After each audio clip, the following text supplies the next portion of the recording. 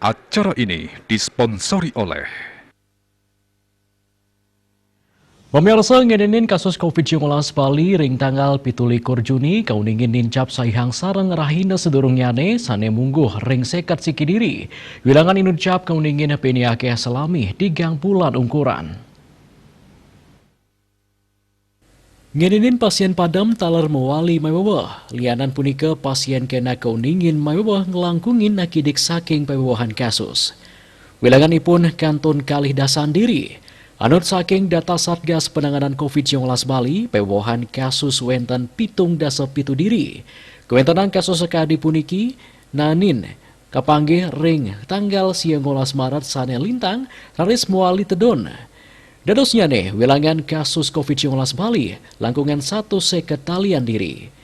Selanturnya nih, pewewahan kasus pinih akeh rauh saking Badung, antuk petang dasa 6 diri. Raris Wentan dan Pasar, antuk selikur diri. Gianyar pitung diri, Tabanan kalih diri, miwah klungkung, wantah asiki kasus.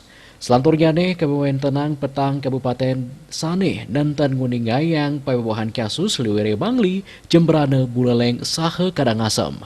Asa punika, talar pasien kenak keuningin pitung likur diri, piniakeh rau saking Badung, antuk roras diri.